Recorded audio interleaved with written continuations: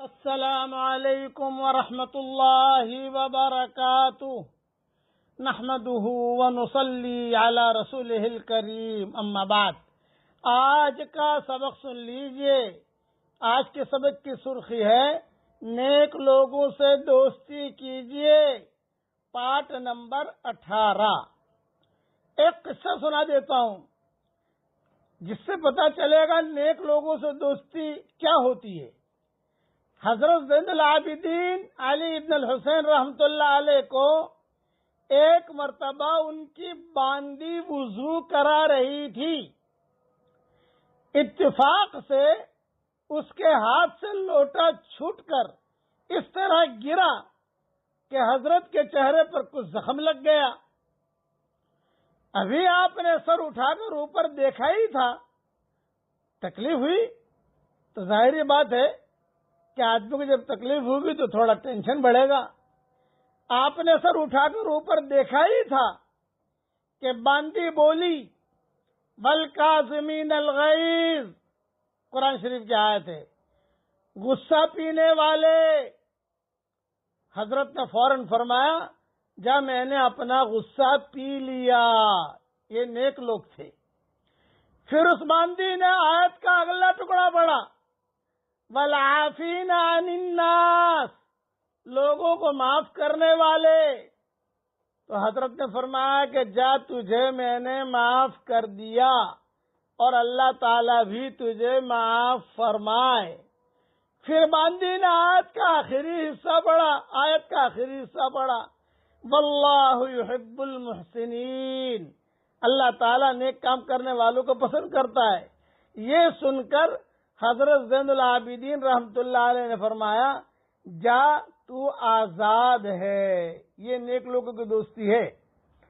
یہ قصہ جو میں نے بیان کیا شعب الایمان جلد 6 صفحہ 317 پر موجود ہے۔ اس واقعے کو سامنے رکھ کر ہمیں اپنے خدام کے ساتھ طرز عمل کا جائزہ لینا چاہیے۔ آج صورتحال یہ ہے کہ کسی خادم یا ملازم یا ملازمہ سے بلا ارادہ بھی اگر کوئی غلطی ہو جاتی ہے تو نہ صرف یہ کہ اس کو بر وقت سخت سزا سے دوچار ہونا پڑتا ہے، بلکہ مدت دراز تک اسے بات پر طعنے بھی سننے پڑتے ہیں۔ یہ چیزیں انسان اور مروت کے خلاف ہے۔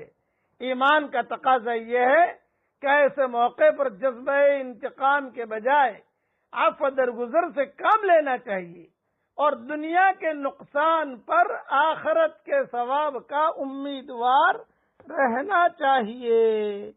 تھوڑا سا برتن تو ٹوٹ گیا، تھوڑا سا کوئی نہ کوئی جو آگے پیچھے ہو گیا، لیکن یہ کہ اس کو معاف کریں گے تو اللہ بھی ہمیں معاف کرے گا۔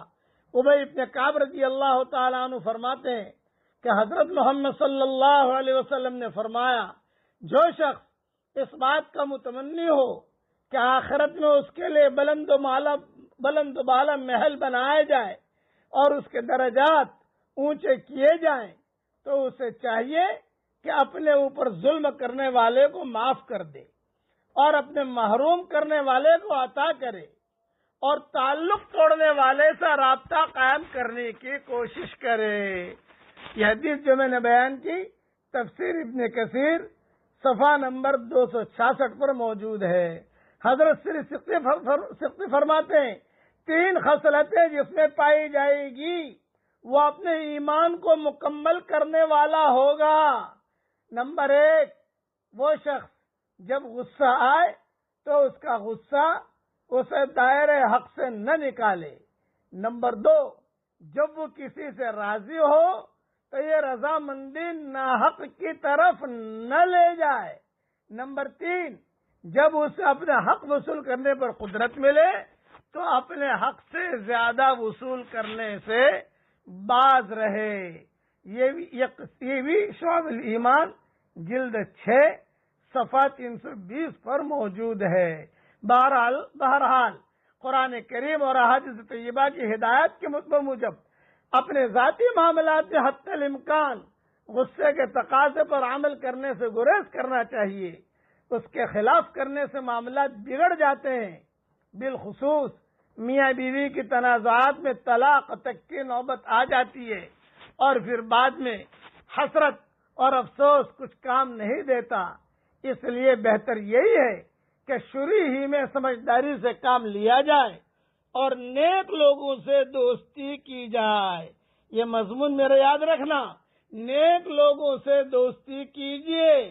حضور صلی اللہ علیہ وسلم نے فرمایا، جو شخص غصے کے تقاضے پر عمل کرنے کی قدرت ہوتے ہوئے غصے کو پی جائے تو اللہ تعالیٰ قیامت کے دن تمام مخلوقات کے سامنے بلائے گا اور اسے اختیار دے گا کہ جنت کی جس لڑکی کو چاہے پسند کر لے، جس حور کو چاہے پسند کر لے. یہ حدیث بھی شعب الایمان میں ہے، جلد 6 صفحہ 313 پر موجود ہے. دوسری جگہ فرمایا، اللہ کے نزدیک اجر و ثواب کے اعتبار سے سب سے زیادہ عظمت والا گھونٹ وہ غصہ کا گھونٹ ہے جسے محض رضا خداوندی کی نیت سے انسان پی جائے. حقیقت یہ ہے غصہ کو پی جانا اور مخاطب کو معاف کر دینا اعلیٰ درجے کا کمال ہے.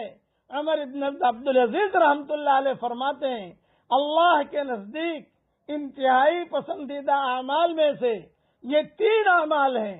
نمبر 1، قدرت کے باوجود معاف کر دینا.